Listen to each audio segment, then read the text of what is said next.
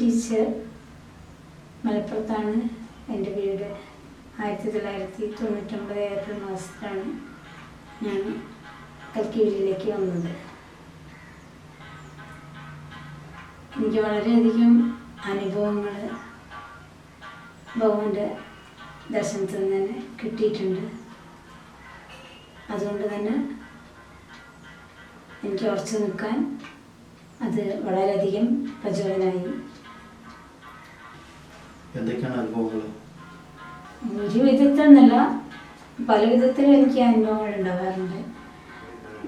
പണ്ട് ഇവിടെ വന്നുകൊണ്ടിരിക്കുന്ന ആ സമയത്ത് തന്നെ ഭഗവാനാണെന്ന് ഉൾക്കൊള്ളുന്നതിന് രാത്രി അന്ന് തന്നെ എനിക്ക് ഭഗവാനെയും ശിവനെയും ഒക്കെ കാണിച്ചു തന്ന ഭഗവാൻ. അപ്പോൾ തന്നെ എനിക്ക് ആകെ ഒരു സന്തോഷമാവുകയാണ് ചെയ്തത്.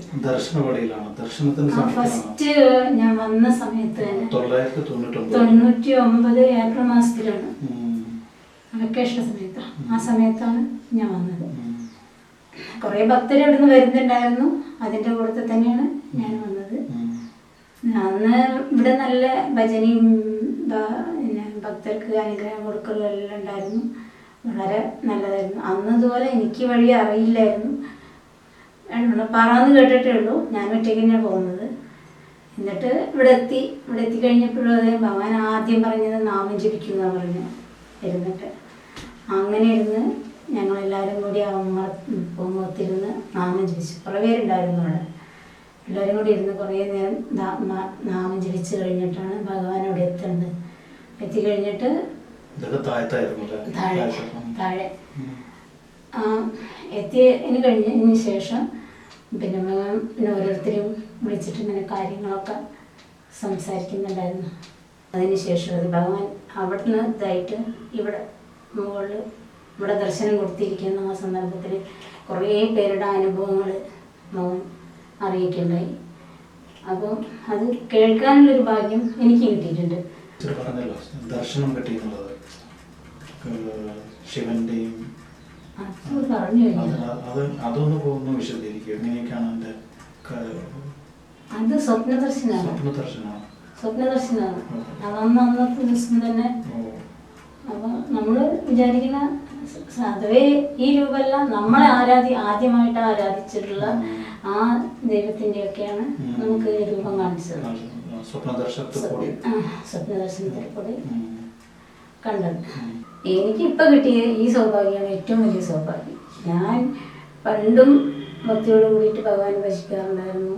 ഇപ്പോഴും ഭഗവാനെന്ന് മാത്രമേ ഞാൻ വിചാരിക്കാറുള്ളൂ. അതുകൊണ്ട് ഇപ്പം എനിക്ക് ഒരു ക്ഷേത്രകാര്യത്തിൽ ഉൾപ്പെടാനൊരു അവസരം കിട്ടി. ആ അവസരം കിട്ടിയത് മഹാഭാഗ്യം എന്നുള്ളതാണ് ഞാൻ ഉൾക്കൊള്ളുന്നത്. എത്രയായാലും ഈ മഹാഭാഗ്യം എവിടെയും കിട്ടാനില്ല. അതിപ്പോൾ എനിക്ക് സ്വയം അനുഭവത്തിൽ ഒരു ക്ഷേത്രത്തിൻ്റെ കാര്യമാണ്. ആ ക്ഷേത്രത്തിൻ്റെ കാര്യത്തിൽ ഉൾപ്പെടാൻ പറ്റി. അതും ധാരാളം അനുഭവങ്ങൾ കണ്ടും കേട്ടും എനിക്ക് അനുഭവത്തിൽ കിട്ടിയിട്ടുണ്ട്. ഓരോ വ്യക്തികളുടെ അനുഭവങ്ങൾ ഭഗവാൻ ഇങ്ങനെ അറിയിച്ചു കൊടുക്കണമെന്ന് നമ്മൾ കണ്ടിരുന്നാൽ നമ്മൾ തന്നെ തിരിച്ചു പോകും. അത്രയും അനുഭവങ്ങളാണ്. നമുക്കും അതുപോലെ തന്നെ അനുഭവങ്ങൾ കിട്ടുന്നുണ്ട്. അപ്പോൾ പിന്നെ നമ്മൾക്ക് വിശ്വസിക്കുന്നത് ഏത് ദൈവത്തിനാണോ, ഏത് ദൈവം എന്നുള്ളതല്ല പറയുന്നത്, ആ ദൈവം ഏക ദൈവം ഉള്ളൂ എന്നുള്ളത് നമുക്ക് വ്യക്തമാണ്. പക്ഷെ നമുക്കിപ്പോൾ കിട്ടിയ ഈ മഹാഭാഗ്യം തന്നെ, അതിനെ വിട്ടുകൊടുക്കാൻ ഞാൻ തയ്യാറാണ്. ഇനി എവിടെ ഏത് ഭാഗം വരെ ഉറച്ചു നിൽക്കണോ ഞാൻ അതിന് തയ്യാറാണ്. ആ ഒരു ധൈര്യം എനിക്കുണ്ടെന്ന്. കാരണം എന്താ വെച്ചാൽ ശരി നമ്മുടെ ഭാഗത്താണെങ്കിൽ നമുക്ക് ഒരിക്കലും ഒരാളെയും പേടിക്കേണ്ട ആവശ്യമില്ല.